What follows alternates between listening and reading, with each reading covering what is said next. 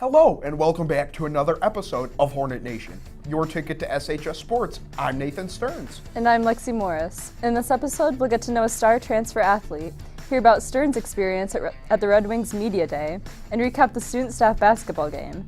All this and more on this episode of Hornet Nation.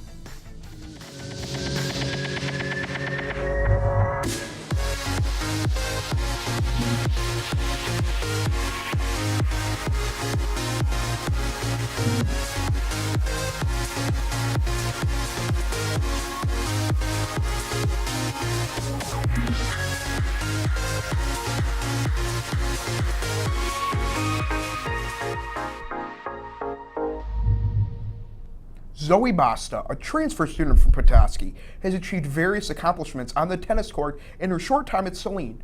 We sat down with Zoe to find out why she came to Saline. Tryouts for any varsity sport are challenging. Now imagine trying out after being at a school for less than 3 weeks. That's Zoe Basta's story.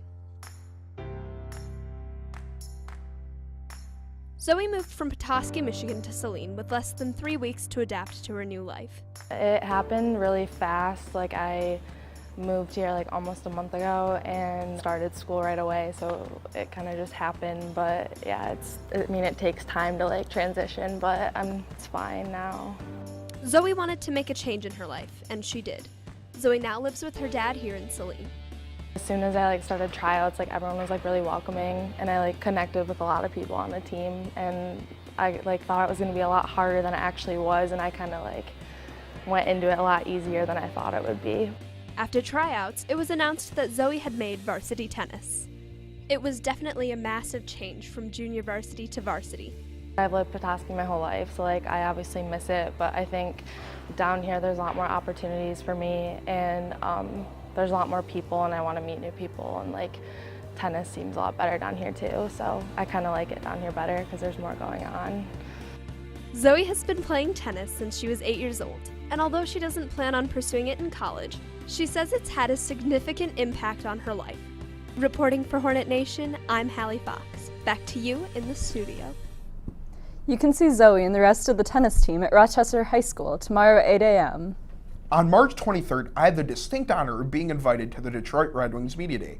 Along with a selective few sports reporters from across the state, we were able to witness a live Red Wings practice, participate in a press conference with Jeff Blashill, the head coach of the Red Wings, and talk to several sports reporters and editors from local news stations. Being able to see the everyday responsibilities of a professional sports reporter was a humbling and awe-inspiring experience, and I am truly honored that I was given the opportunity to spend this day with the Red Wings.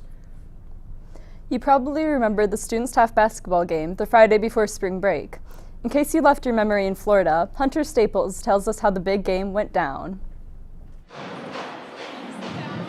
Hey, what's going on, guys? My name is Hunter Staples. I'm from Hornet Nation, and I'm covering this year's student staff basketball game. Let's get into it. Starting off the game, the students got a couple penalties on them, resulting in some easy points for the staff and free throws. I got the opportunity to talk to Mr. Evanson, the school's athletic director, to see how this event was made possible.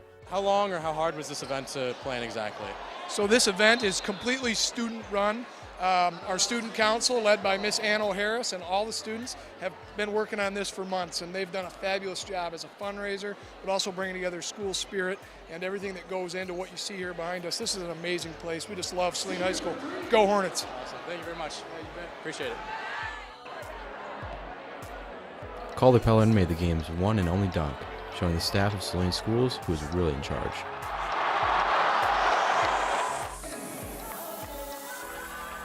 And in the end, the student body pulled through with a victory over the staff. With all the fun and games aside, this game was still a fundraiser at heart. Student Council was able to collect donations for their Poured Out campaign, helping bring fresh water to the people in Haiti. If you'd like to help out in any way, please see Mrs. O'Harris or any other students in the Student Council. This has been Hunter Staples, back to you in the studio. Regardless of who won, that was some exciting basketball. Well, that's all the time we have for this episode. Be sure to follow us on Twitter, and if you have an interesting story that you would like us to cover, feel free to stop by the studio, C244. I'm Nathan Stearns. And I'm Lexi Morris. Join us next week as we sit down with Coach Tyson, talk about Title IX improvements to our sports facilities, and go over Wednesday's softball game against Lincoln. Have a great weekend, Hornets.